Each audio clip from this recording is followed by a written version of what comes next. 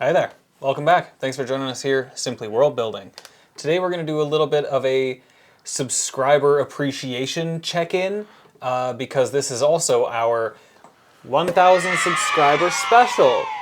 So we're going to read some comments. We're going to kind of take a peek at who some of our first subscribers were and just sort of in general appreciate everybody who watches our stuff and likes what we do and talks to us in the comments as well, because that's always a blast to read.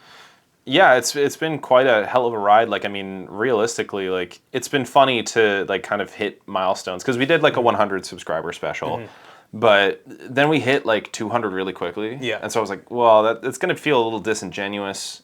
Yes. If you just keep doing these like really quickly. Yeah, but behind the scenes, we celebrate every time that like a round number comes up. But we can't make a special for every single one as much as we celebrate in our personal lives or whatever. But yeah, it's just funny to hit that point because like you know, we hit 100 and it was like, wow, like that's incredible. But then like you just started hitting bigger numbers, and there was a point where I started like looking around at my job, and I was like, I literally couldn't put that many people in this room. Yeah. Like I actually don't interact. This is more people than I interact with in a day. Yeah. Which is just such a weird thing to think about. Like, I don't know, if we were to just fucking line you guys all up in a row, like I don't think I could even quantify that. And it's like we're not even like we're not a huge YouTube channel by any means, but still, like it's just weird. Not yet. But it's just I don't know, like once you actually start to count like person by person, it really does add up quick. Well, I will say, unfortunately, it is going to negatively impact what we had planned, which was a subscriber special where we get everybody together and we play Duck, Duck, Goose. And that's getting more and more complicated by the day, unfortunately.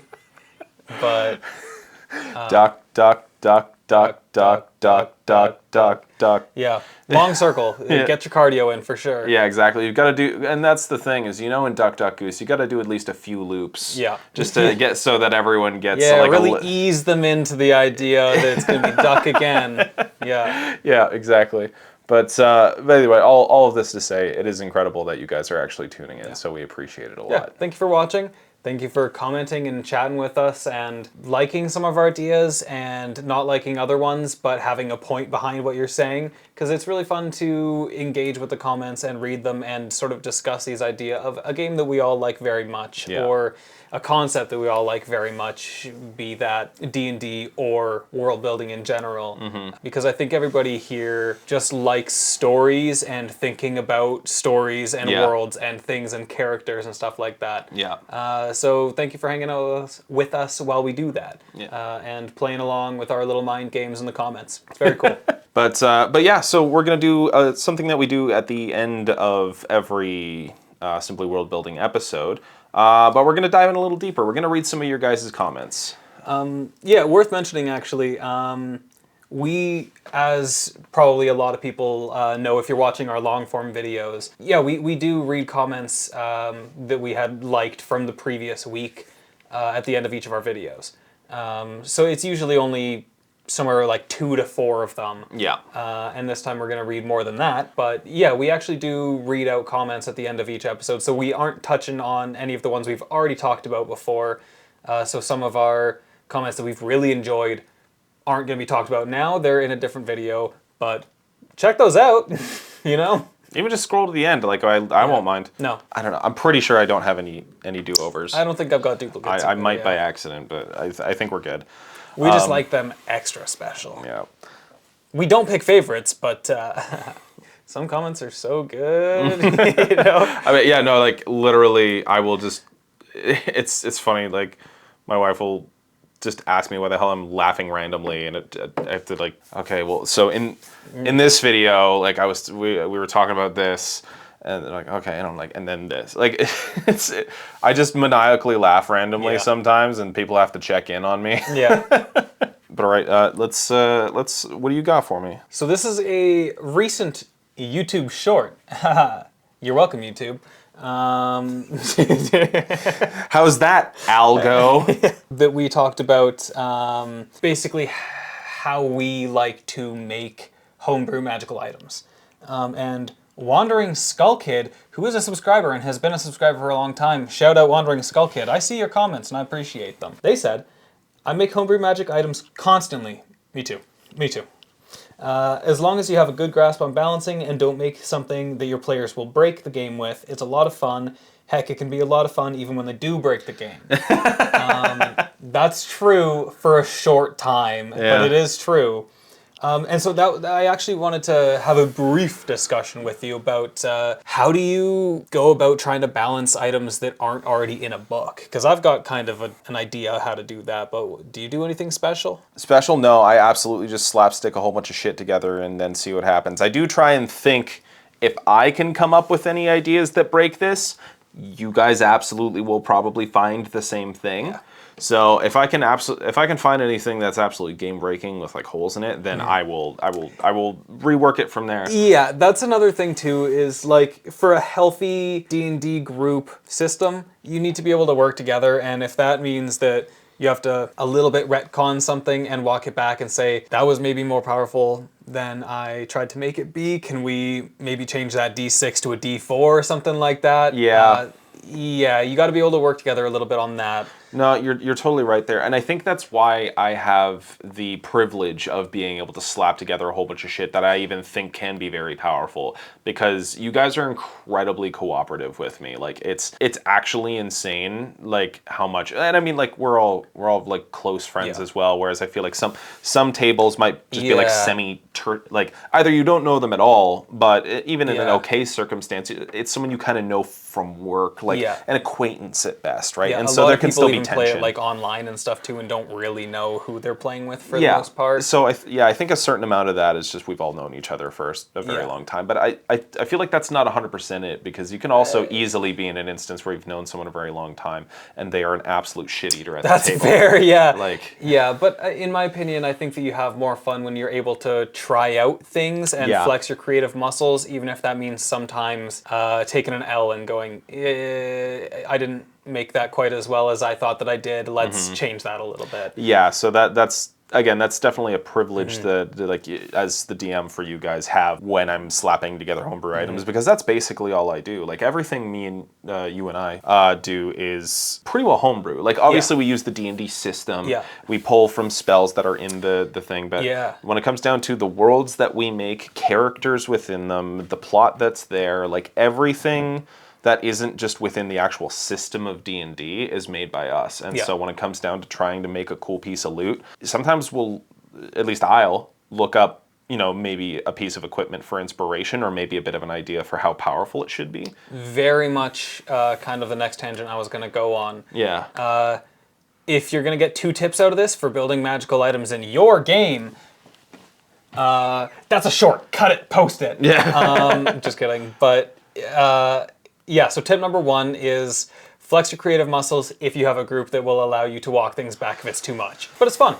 And creative tip number 2 is you can just take a quick peek into the DMG or the other tertiary books and kind of re-flavor and reskin things or compare them to yours. Because if you are making an item that boosts your strength and gives you an extra D6 or something like that, is there sort of a comparative item in the book? And if so, how much gold is that worth? What level does that come in at? Like, is it mega legendary or is it like uncommon? And that'll kind of give you a vague idea of like, is this going to be way overpowered for a level 1? Probably, but is it going to be way overpowered for a level 20? No. So you can chuck it somewhere in the middle, that kind of thing.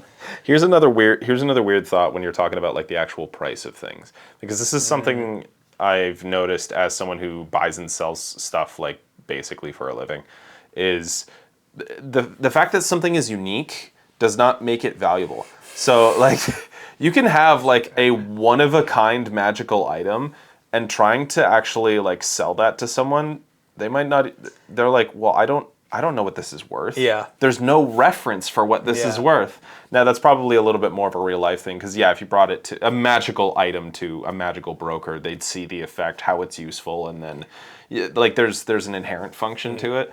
But it's also, yeah, funny to think about. Like, I have this one-of-a-kind legendary sword that can't be found anywhere else, and you bring it to some fucking in-game pawn shop, and they're just like, well, fuck, I don't know. How am I supposed to know what this is worth? I don't know. $10. No. Best I can do is $12. Yeah, exactly. Hit me at 15. No, I'm kidding. Real quick, just to double down, you can take a thing and say if it gives you a +1 bonus and an effect equivalent of an extra d4 or something like that, you can change all of the values but keep like the idea the same, and then it completely feels different. It's used in a different way, but you know that it's a viable enough but not overpowered enough item for it to be officially printed in the book. But also don't let that limit you, because you can try new things and work it out with your group afterwards if it's too much. Yeah. I mean, I also do like making groups like actually more powerful, because For sure. realistically, well, then you can hit them with harder baddies. Well, yeah, exactly. And if you find them unkillable, it's like, well, just keep bumping up those numbers, man. Those are rookie numbers. Yeah. Like, it's totally possible and within your power to do so. Yeah. But you just got to find that sweet spot, really. Yeah.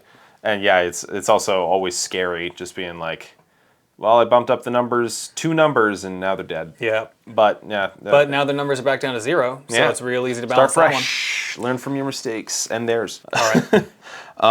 Hit us with another one. So this is actually 3 comments, and this is more of a mystery. I actually have 3 for 1 in the 1,000 subscriber special? What a deal! I have to ask, because there's just this tiny little clip in one episode. I don't even remember what episode it was, but we made a really stupid joke where we were like talking about how I wanted to. We were using our tablet to like draw up something, and I was like, "Oh, we need to make this bigger." And how I said that was like, "Oh, we need, we were making. It was the Firos flag." Okay, yeah. And then we said, "Oh, we need to blow up the sun," and then both of us went, Yeah. So we blow up the sun. Good bit. But then on another short that came like right after, there was someone who said, first comment, muhaha. And then someone who said, first comment, muhaha. I said it louder. And then that like created a chain of people. And I can see that being someone just making that joke. Yeah. But I also am so curious if it was a reference. So, who do I have here? Random uploads, NLG, GSGX Minimus 688. Track them down. Yeah, Sign Likes Mangoes, freaking The True Bongo Night. If any of you can respond and tell us if that was like a reference to that, or if that was just a completely offhand thing, because it was like 2 days later after that was uploaded. So I was like, is this a reference to something from earlier, or is it just the next day? Yeah, exactly. It was like it was so close, and I have to know. So if any of you can clarify for me, I would be so happy to know, because it was bothering me for like a few days. I'm like, how do I interpret this? Is a good bit though, in fairness. Yeah. I mean, you can see it in the video. That's one of like 2 or 3 times that I have like cry laughed so far during filming. And come back, the next scene of my face is like puffy and red. And you can see the whole like hysterical like mental break in that episode if you want to watch that. No, that's I don't remember which episode that was number wise, but it's where we were making. We can pop that up because it's real easy for us to find out, but don't have it on us right this minute. It's the one where we make Firos flag. Yeah, exactly. Yeah. But yeah, it's been a mystery, and I think this is the perfect medium for me to try and find out. Hunt them down, get those answers. Yeah. Bring me pictures of Spider-Man. Spaghetti Man. Spaghetti Man, yeah. Okay, I got another one here. Okay. We've got one from NB Raccoon 72. New Brunswick? New Brunswick Raccoon 72? Canada represents. They said, I've seen people... Oh, wait, which video is this on? So, I've seen people make it punish you by... This is the respawning mechanic one. Oh, right. Yeah. We're talking about making like a Dark Souls-esque like campaign, even if it's just like a mini campaign.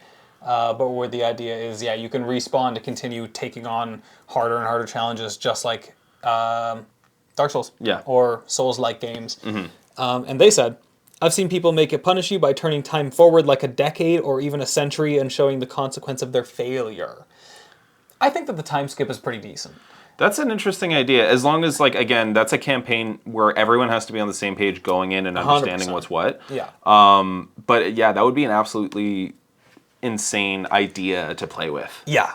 I think, I mean, even if, like, if you cut that down to much less time. Even if it's a year. Yeah, a year. You want it to be a chunk of time, but yeah. Yeah, or few, but like, because then there is the interesting consequence of like, it's, you know, a couple years, not the end of the world, not the end of the world, but if you die and respawn 6 times, it really adds up. And now that family that maybe for once you finally didn't kill in your backstory, they're getting older and stuff, you know what I mean? So like there's a little bit of added consequence the more and more it happens, but only a few times. Nobody's gonna sweat about that. Yeah. Yeah, the idea of a respawning sort of Souls-like-esque campaign seems like a lot of fun to me. A lot of people mentioned Dungeon Meshy in that one, which I still haven't seen. Sorry, I know. But it seems like a blast. I haven't either, so.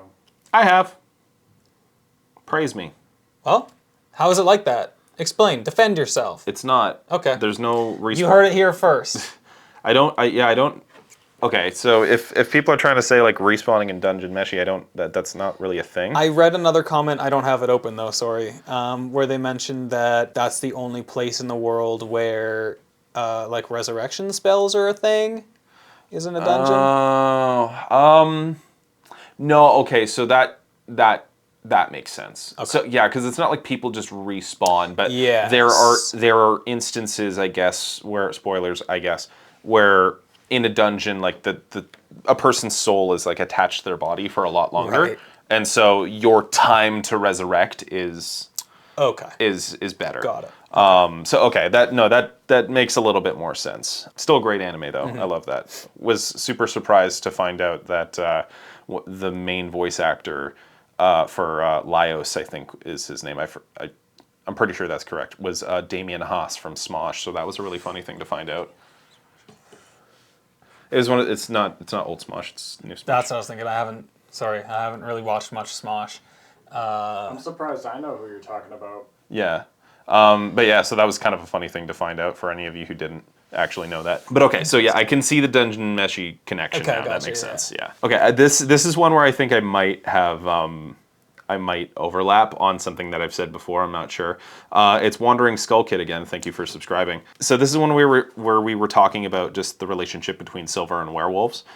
They just said, put a silver plate on the floor at your door and make everyone who comes into your house take off their shoes. You know if any of your friends are going to be a werewolf. And I just love that idea of someone just like, you know, even if they weren't intending to be like an spooky werewolf and kill you, you're just like, oh, you know, you just met them, you're kind of friends, and you're like, oh yeah, man, come on over. And then you walk through the door, and then they like linger at the door, and you like look back, and you're like, wait, oh no. And then you just see them standing there looking at the plate, and then back up at you like, awkward. Don't tell anyone. Yeah. That one actually I do remember. We did use that one in like okay. the episode next. Yeah. Yeah, because Wandering Skull Kid has been around for a hot minute. Yeah. Yeah, and I like that comment as well. I like the idea of like setting up the sort of awkward trap. Yeah. And then like one random day it works. Yeah. And it's like it's like your mom, like, hey, mom, like you're finally gonna see my place. Like, how cool is that? And then like stops at the door. No. Not like this. Yeah, no, frick, man. You never expect the ones you love. That's why there's hair in my cookies all the time. No. What do you got? I got one from Ovoid _ Avi. This one actually is also on the respawning mechanic one. Okay. They said, I have an entire TTRPG based around that. The whole point is that the stakes are story-based because death just costs you a couple of days and $500. Capitalism, baby. Yeah. You heckin' died. You gotta pay up, son. Man, that's like actually in Borderlands they do that. They're like, welcome back. We charged your account. but you know what, Ovi, sorry. Drop it. Drop it in the chat. Don't gatekeep that shit. Release it. Let us play it. Yeah. Yeah, I mean, that would be an interesting thing to play for sure. Yeah.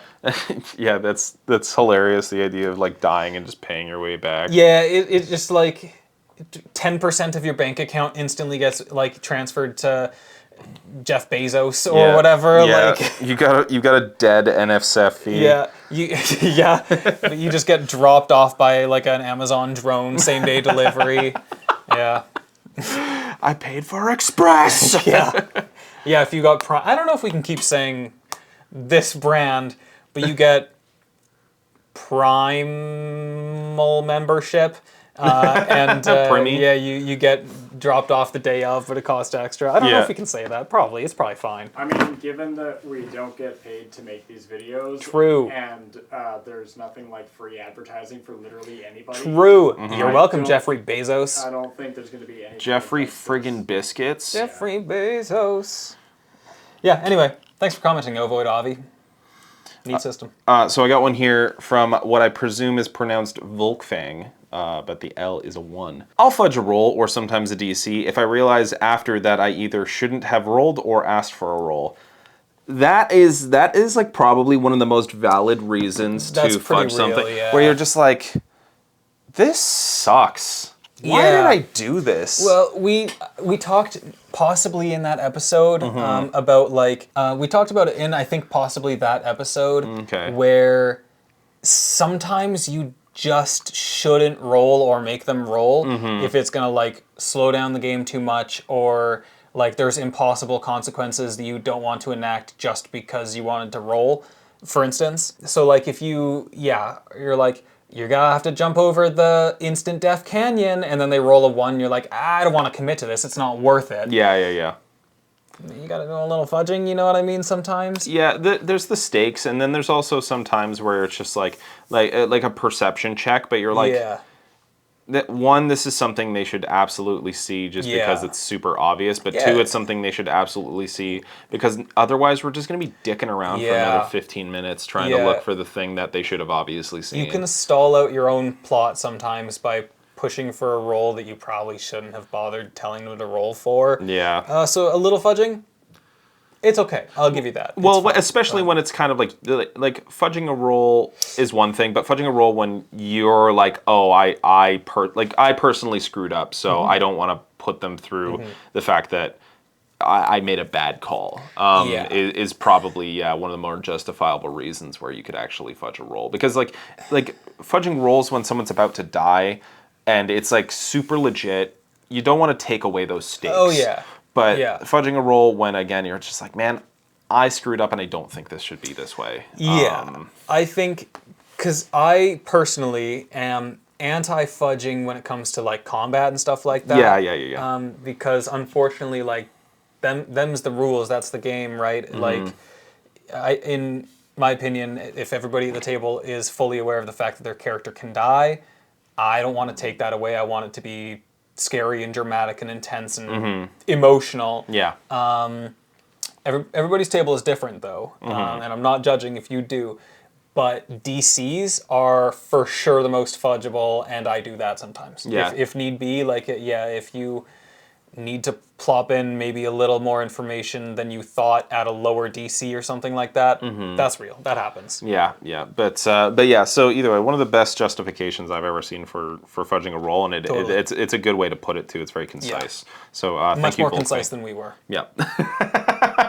I've got one here from Hello 1885-F1I. Hello. They left a comment here on one where we talked about sort of how to implement short rests and our opinions on said rests. Oh, yeah. They say, short rests should always be intense situations. Thank you. That's like... Classic. Yeah, well, yeah, it reminds me of the, like, oh man, what's the thing about having sex while camping? It's fucking intense. Yeah, exactly. Yeah. Yes, it was obligatory. Somebody needed to do it, and we appreciate you for being the one to do it. Thank you. Hello, 1885-F1I. You're doing God's work. Okay, I got, this one's pretty simple. It's Hardy Squid. If the tavern is unique, then it can also be a draw or a conversation piece. That was us talking about the tavern start, and this is the thing. It's like, yeah, the tavern start is, if you want to be the tavern start is a trope. And so most times if you want to start something in a different way, you don't want to follow a trope. But also don't be afraid to fall into it, because this is the thing, is like you can also take a tavern as a location and make it interesting. Yeah. As long as you're just I feel like you just don't make it like just super vanilla or cookie cutter, because then it's just like everyone's just like they just want to get out of there. They're just like, oh my god, here we go again. Yeah, but it's a trope for a reason because it works. It's functional. But everybody who knows, like the first thing that you hear about D&D is you start in a tavern. So for standing out reasons, yeah, we like to shake it up and not do the tavern start, but it is accessible, it is functional. So if you go for it, do what they say and make your tavern interesting. Yeah, exactly. Like one thing I just saw on the internet randomly somewhere was the idea of the entire tavern being a mimic. Yeah. Like that's one of my favorite just like concepts I've ever seen anywhere. Because yeah, you are rolling for initiative pretty quick. Yeah. And you look across the tavern, you see a fair maiden with her face shrouded by a dark cloak roll for initiative, and they're like, "Oh, I'm gonna take out the fair maiden? What?" Yeah. And they're like, "No." The tavern starts dripping with saliva, and they're like, "What? Yeah. This is my first game, man. What? What is this? Does this normally happen?" you're throwing curveballs at me, and I haven't even. I don't know what the regular ball is. Yeah, exactly. But yeah, so no, it's a good point. Like, don't be afraid to do the tavern start, but just dare to try and add something else if you're going to, so that it's a little something extra. Even if your tavern isn't a tavern, like you can have a different location, a different thing, but have it feel like the tavern start, because it is functional, but maybe make your tavern not a tavern, potentially. There's a lot of things you can do, but it was just something that was mentioned that I thought was worth just touching on. I got some good ones here. Yeah, go. I saved actually a few of them because I wanted to talk about a lot of the comments on the one where we talk about top 10 mimics. Okay. Segue. First off, shout out to everybody, the like 64 people or whatever, that all agreed condoms for the worst mimic. I think we were all thinking it, but I didn't want to say it, so I'm glad that everybody else in the comments did. Thank you. You are seen. You are heard. Yeah. You're right. Yeah. You're right. Oh my gosh. Yeah, so shout out to that. But also, I've got a couple more here. One person said the pizza saver, which really tickled me because of how like specific that is. I don't know if it's like a particularly like horrifying mimic, but by the way, the pizza saver is the little table in the middle of the pizza that stops the lid of the pizza from squishing your pizza. That's a pizza saver, but it's just so specific that it really tickled me. I don't know that I necessarily agree, but I really like it. So that one was Timmy2670. Thank you for that. You're it like, really what? Gave me a chuckle. You call the pizza place back. You're like, yo, you gotta deal with that pizza boy. He keeps taking bites out of the pizza, and then they're like, it was delivered by drone. The pizza delivery man has been dead for 40 years. Then, roll for initiative. Yeah. Tiny three-legged table coming at you like Cleopatra. Oh, but yeah, it really tickled me. So there's that one. Oh, I love that. And then also by D. Andrew L1, they said the health potion one because the health potion like that they go for when they're on death's door being a mimic is funny. It's a good bit. Yeah, that is cruel and unusual and hilarious. They said the health potion one is diabolical to pull because if the DM plays the mimic as smart, brackets, which they can be according to lore, plays the mimic as smart, which they can be according to lore, it could wait until somebody tries to drink it. Imagine being that player. My character's on death's door. Good thing I have this potion. Oh shit, it's eating me. Yeah. Precisely. Yeah. You've got the evil DM gene in you, D. Andrew L1. An absolute heinous crime to pull. Mm-hmm. But I feel like that's legendary shit. Yeah, actually, could you imagine if it was a potion of featherfall?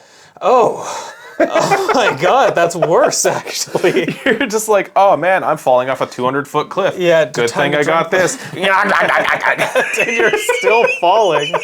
It's so much worse. Yeah, I really like that a lot. Actually, speaking of featherfall, this is tangential, but druids out there, if you're too low of a level to transform into a bird yet, transform into a bug, because they're not affected by fall damage, even at terminal velocity. Look Some it of up. them. Ants. Ants. They're crazy, man. Yeah, so no fall damage on insects, you can turn into a bug. Maybe clear that with your DM first. No, don't. Make them think on the spot. That's what I'd do. Pressure on. Put it on. I just wanted to mention this one because so we're scrolling through comments trying to find some for this, and I'm just reading the comments and I'm not checking what they're from first, and if I find one I'm like, okay, let's see what video that was from. And so I'm just scrolling and scrolling, and then I just see suppository devil face emoji, and I'm like, what was that from? It was from our alternate types of healing potions. Yeah. Like, it made so much sense after I found the context, because it's like... Bit of a jump scare, though. Well, no, exactly. It's just... Suppository. I'm like... Leave me alone. Wasn't that from our second short? Oh, it was so, super early. yeah. Yeah, it was like 9 months ago when we first Yeah. started. But yeah, I'm just scrolling down. I see that, and I'm just like, please context. I beg you, context. I've got one here that I've just found kind of funny. Well, we were talking about what D&D classes certain superheroes would be. Someone said Doctor Strange equals evocation wizard. You'd think a sorcerer, but you'd be wrong. That's one of the funniest things about just D&D is because like.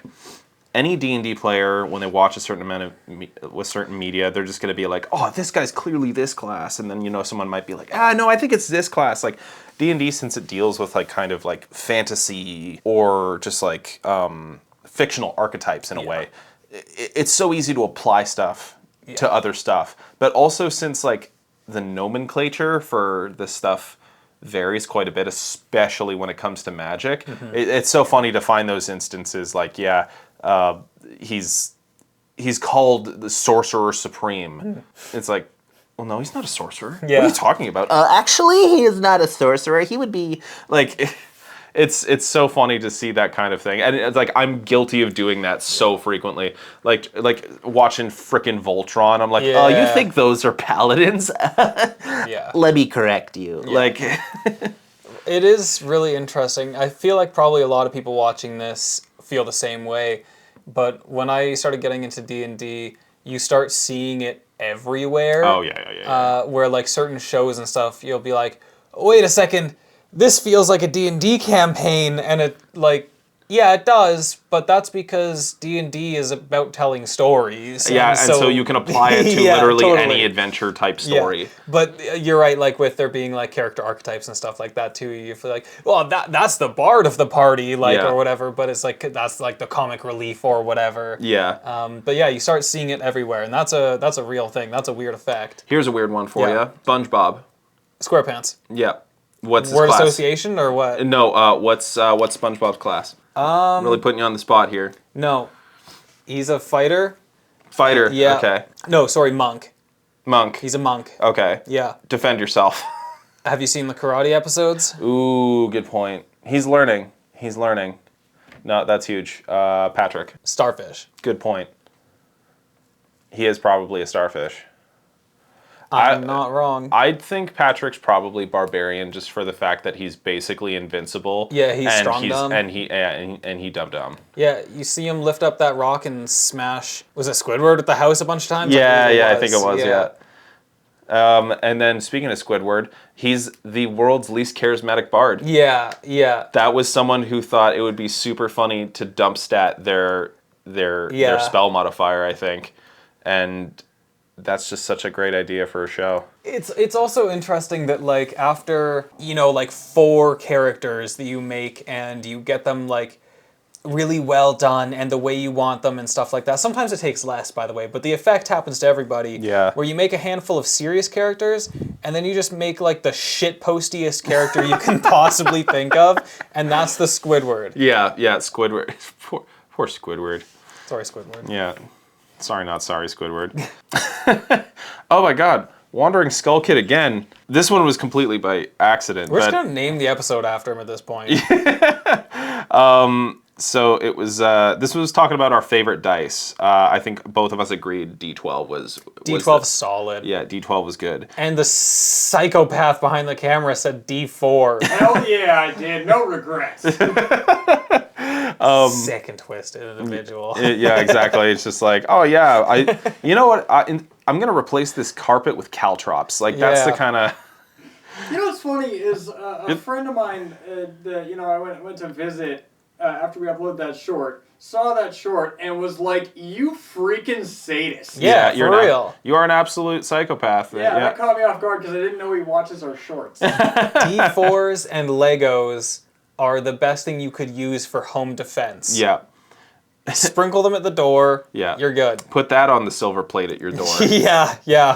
But either way, so they agreed with us. They said, I like the D12 for the chaos. Never know if that great axe is going to be a glancing blow or a full decapitation. Very true. That is because I guess you're never rolling. The next one up's D20. You could say a D100, but like the next one kind of up for just like at least faces is a D20, and you're never rolling a D20 for damage. Yeah. I've considered brewing weapons that roll a D20 for It's damage, very but tempting. I haven't done it yet. But nonetheless, the D12 always it is the highest damage dice you can get, and so you're right. It's like it really is like just the absolute roller coaster of a So dice. satisfying. Yeah, exactly. When you get a 12, dude, Yeah. it's like that's more than people can do in like 2 hits sometimes. Like Yeah, it's definitely like the most satisfying one to use, like for weapons especially. Yeah. Because when you get that 12, or honestly anything above like a 10 is just that's big. yeah. That's big stuff. When you You hit love to double see digits, it.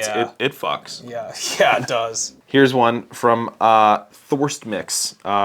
I forget what this was. I forget what video this was from, but you said the words "cream this baddie." Yeah, I did. And I didn't really notice when we were having that moment. It was one Yeah, of those I did. things where now that doing YouTube freshly, Yeah. we're kind of having to encounter the fact that it's just like, oh, I didn't actually think about the connotations of like what that means. I knew what I said.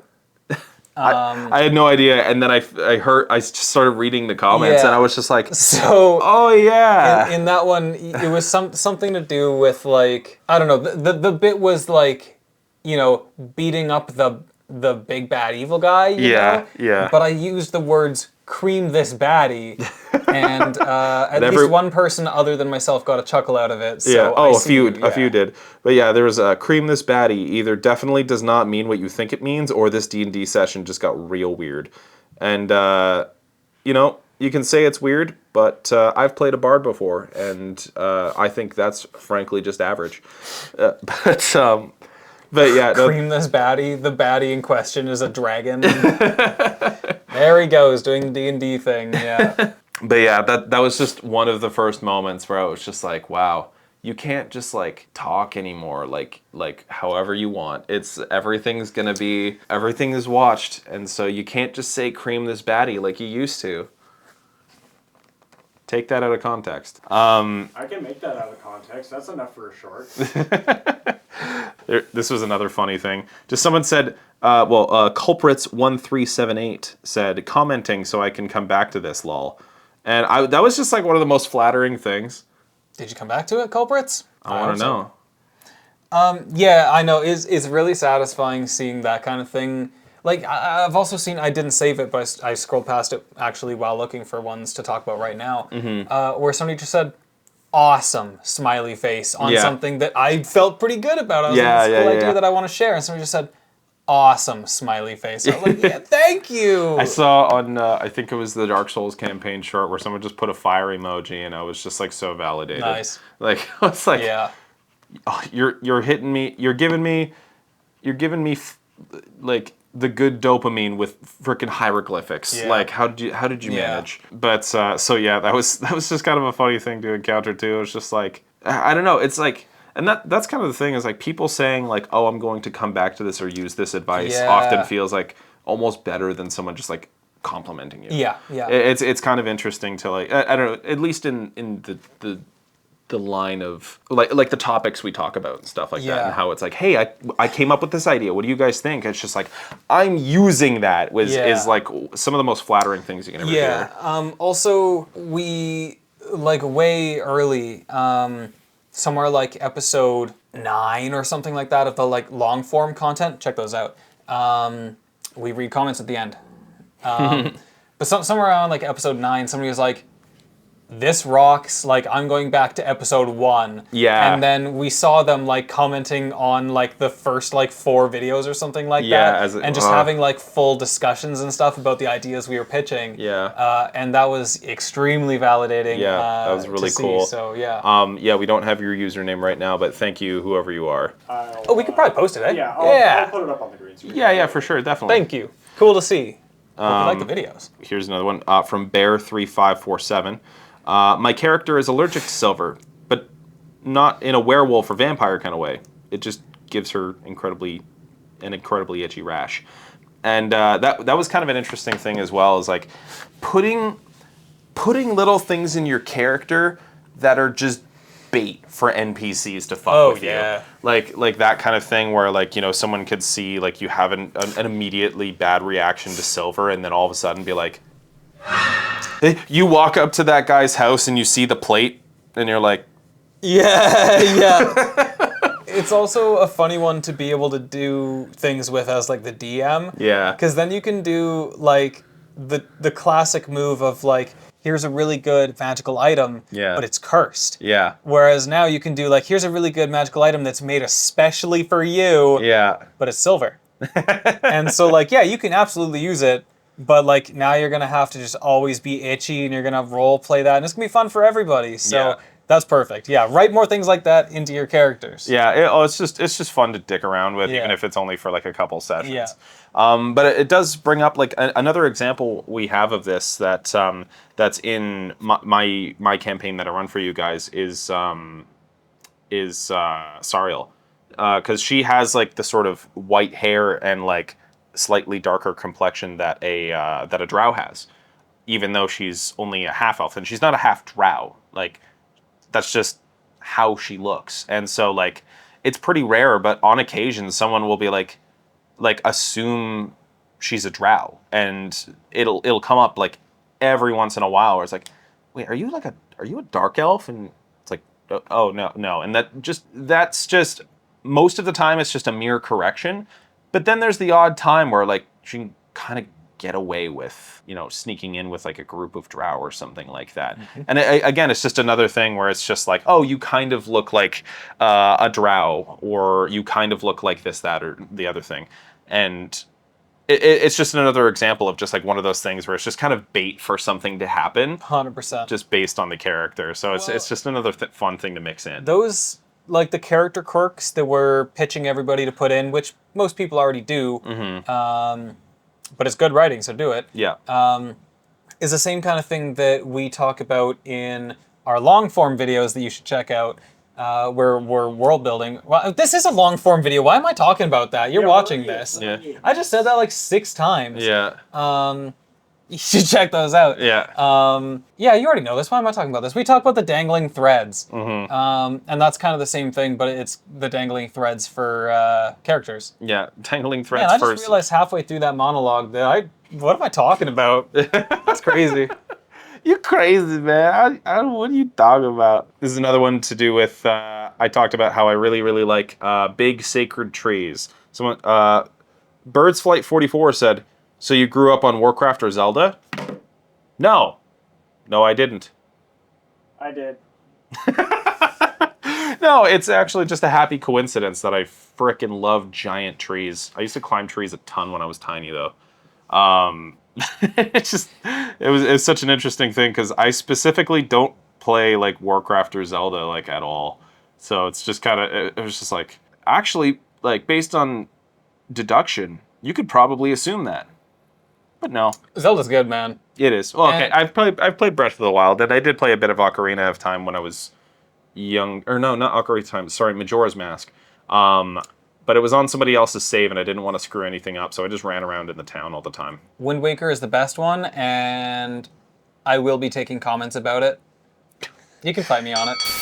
Finian Sit 1001 when it was a short talking about what's your character's happiest memory. He just said, mine was when my character got to rip up a bunch of paper mache statues of my annoying coworker. Can you elaborate, please? Really good. Can you like give us more context? Because I beg you for more context. That's good. What is that? What? That's a really beautiful, unique, and specific situation that only your character will ever have, and I'm really happy for you. Tell me, please. I need to know. It's for you, it's not for him. That's really good. Yeah, I just had to ask. Again, it's like, if there's anything I'm going to ask questions about, it's going to be now. Tatsu280 said, y'all are forgetting the real reason Spider-Man is a bard. He has like 12 love interests. That is entirely valid. Love that. Somebody else pointed out... oh, wait, we talked about this in the short as well. But yeah, with... cutting words or whatever. Vicious Mockery. Vicious Mockery, thank you. Yeah, that's just like a thing he does. He'll like hit a backflip, webs like a brick into somebody's face, and then like just say some shit eater like little Comment, quip. yeah. And it's such a classic thing for him. So yeah, I was 100% correct with Bard, and everybody unanimously agrees with me. Thank you. Everybody. Everybody. Everybody. Everybody. Nobody. Everybody. Everybody. No every. Buddy. Buddy. But anyway, that's all the ones we could pick out for this episode. It's already running a little bit longer than usual, so Yeah, sure is. But we do this again every episode. Mind you, it's only like 4 minutes. yeah. This was a longer form version of that, but we just wanted to kind of dive in and appreciate you guys, because yeah, we read so many comments. I mean, it's incredible how many comments we get. Like, I've seen other YouTubers, like when they start to grow, they're like they respond to each and every comment, and then it gets out of hand. But it's gotten out of hand for us so quick. Yeah. Like, it's been so quick. Like, Yeah. there's just so much, and it's incredible to see that you guys have this feedback and like what we do. So it's just. I think it says a lot about just sort of the community of not only like writers and head explorers, Yeah. but D&D as well, just like full stop. That everybody loves coming together in the comment section to talk about their ideas, and their like opinions on our ideas and stuff like that. Yeah. And so it's been a blast to be able to see everybody hanging out in the comment section and sort of talking about the things that we all like to talk about. Yeah, no, it's incredible to see. Yeah, and if you like watching us talk, as I assume that at the 45 or so minute mark, you probably do, consider subscribing and leaving some comments down below that we can talk about in the next one. Yeah. We really appreciate you guys, and if you want to show the love, I know we've kind of joked about it a little bit in this, but in order to kind of get things going, we do really need more watch time on our long form content.